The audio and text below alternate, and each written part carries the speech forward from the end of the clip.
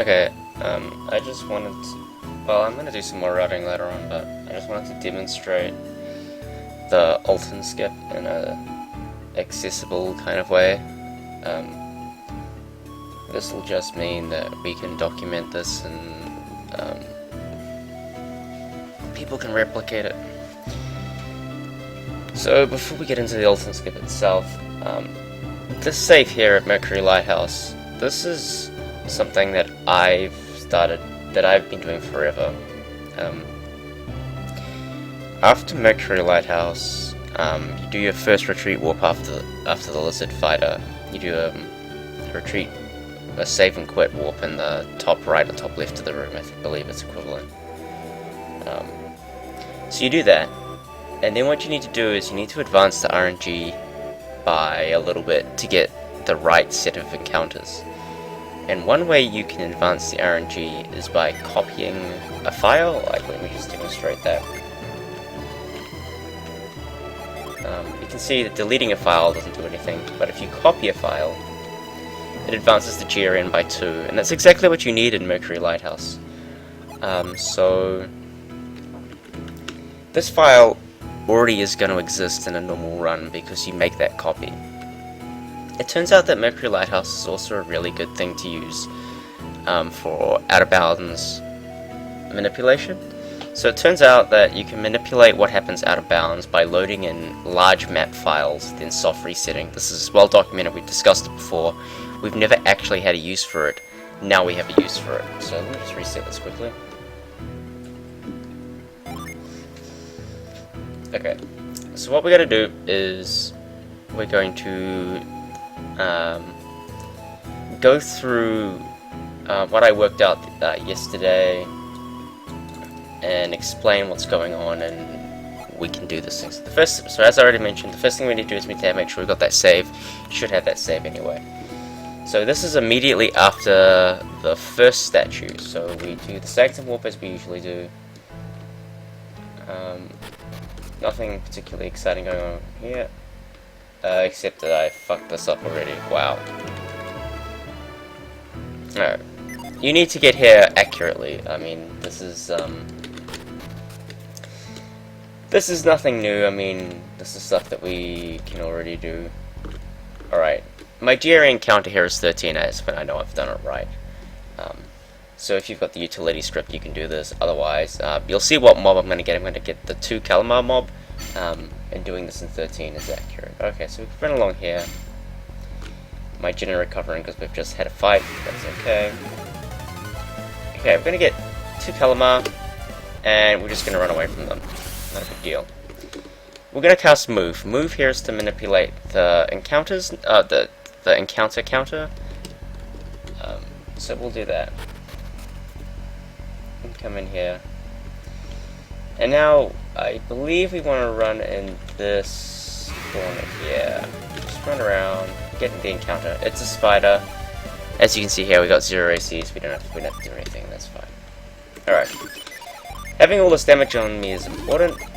It's my old gen. Give everyone a bit of a heal. Okay, so in previous any percent, we used to soft reset here. Now, soft resetting is obviously advantageous for a lot of reasons. The first one being you don't get the Game Boy screen, so that's quite useful. It also preserves the BRN, so you don't get attacks first and all that kind of stuff. But in this case, we actually want a hard reset. The reason why we want a hard reset is that it turns out that this Atlin map is larger than the Mercury map. Now this is interesting. It could be useful later on to manipulate things, but right now, this is a bad thing. So we got our hard reset. So hard reset. Load into the Mercury file. And then just like immediately soft reset. As soon as you hear that soundtrack start, you just soft reset. Now we're going to load into the Atlin file that we just originally made. Yes? Okay, so what I'm going to do now is I'm just going to explain what's going on. So you got to listen very carefully for the bass track.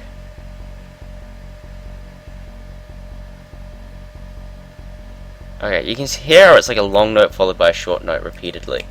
We're going to use this bass track to guide us through this part. So the trick is we're going to do a bunch of movement.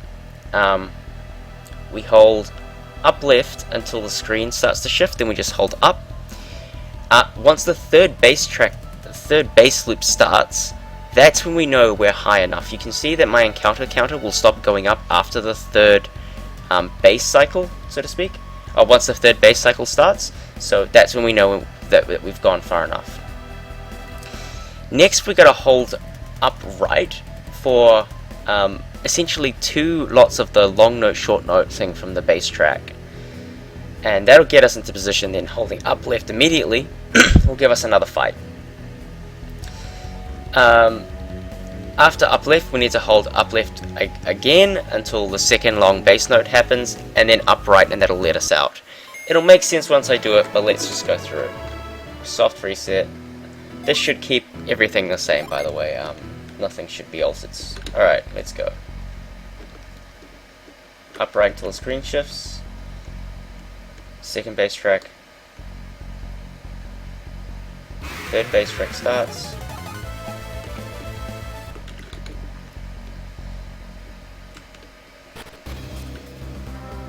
And there we go. What? This is the wrong side. Okay. Today I learned. Let's do it one more time.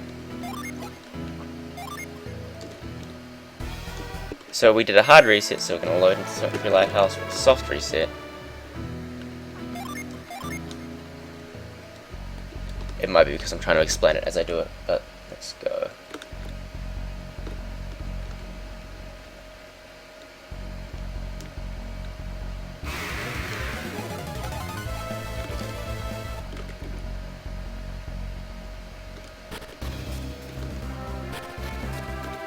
There we go.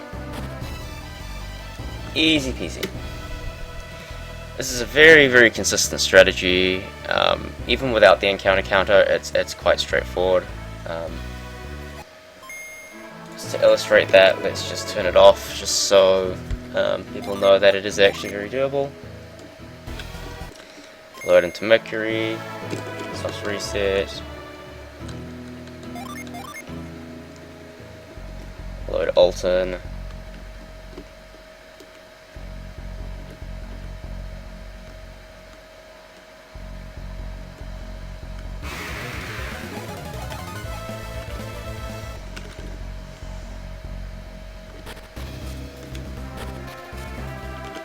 Easy, every time, not a problem.